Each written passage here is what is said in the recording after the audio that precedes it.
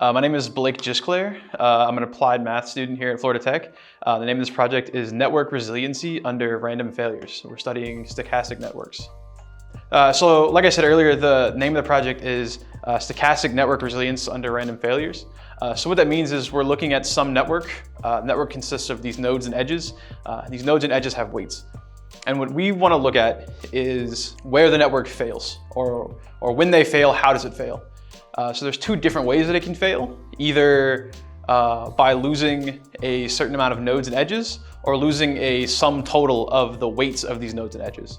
And so what we're kind of looking at is, so at that point in time when it fails, what information can we gather about why the network failed and how it failed? So where we're at right now is that a lot of the past works in this topic considered a network that only had nodes. What we're adding onto this is the addition of these edges. So these edges that connect these nodes. And so a lot of what we're doing currently is we're just taking these past works that look at and analyze these networks that consist of nodes, and then just saying, okay, what does it look like when we add in edges? These edges obviously have weights, and so there's a lot of taking these formulas that are kind of already there and then expanding them and adding in additional variables. So when we're considering these networks, we're kind of often considering them in these rather abstract sense, but they can be used to model a lot of real world things. So this network could be let's say some computer network, where the nodes that we're considering are computer servers, and these edges that connect them are just how these servers connect to one another. When we're analyzing the resiliency of these networks, we're analyzing in a sense, if this network were under some cyber attack, like let's say someone had gotten into whatever overarching system connects all these and starts, maliciously shutting down things, how does that affect the network overall? At what point have we lost enough of these servers or enough of the connections between servers that the network as a whole fails? One of the things in the real world that this can be used to analyze is a set of networks, and one of these networks could be, say, cell towers. In the modern age, we all have one of these bad boys, and these require obviously something like a cell reception to work. Well, if something were to happen to, say, the cell towers, if someone were to start maliciously, shutting them down for some nefarious purpose, at which point does the network stop working? At which point do you lose reception? At what point can you no longer use your phone? Can you no longer open the app that you're watching this video on? That you can't, say, hey mom, I'd like some money for Chick-fil-A. Can you send me some money for Chick-fil-A? I really want Chick-fil-A. At what point does all of this shut down? So analyzing those networks from this perspective can help us potentially prepare and beef up these networks to defend against these future attacks. So I got with this project because through Dr. Ryan Tyler White, I've been working in his lab, the neural transmissions lab, since sophomore year.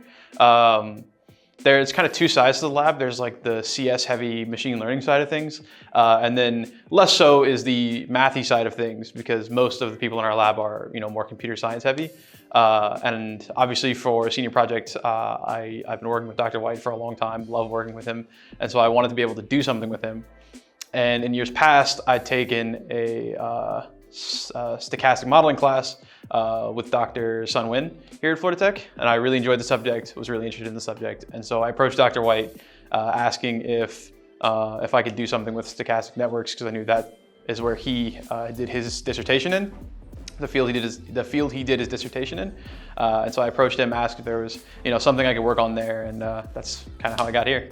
As I'd mentioned, the thing that drew me to this project was my interest in stochastic modeling after I took the class. I took that class as a sophomore, and as a senior design, I am now a senior. So there was a whole year gap between my taking of the class and my working on this project. So the biggest challenge has been mostly trying to remember and catch myself up on a lot of the things that I learned in this class, while also trying to progress on a topic that is rather advanced. I'd say that anyone interested in math at Florida Tech, the advice that I would give is be prepared to fail on some things. Coming into this, I thought I was excellent at math. Nowadays, I still like to think that I'm pretty good at math. But the more you get into it, the more you realize that there are a lot of things that are a lot harder than you thought they were. And so that's why I say be prepared to fail, because there's gonna come a time at some point in your 4 years where you're gonna hit a wall. You're gonna have some test or some assignment that you thought was easy, and then you get your grade back and you did a lot worse than you thought. And instead of kind of, ruminating in that and then saying world's over, I should give up, just kind of recognize that there's still plenty of time left in the semester, plenty of time left in your degree program. Lock in, lock down, study a little harder for the next one. You'll be fine, but I'd say be prepared to fail in some things is my biggest piece of advice.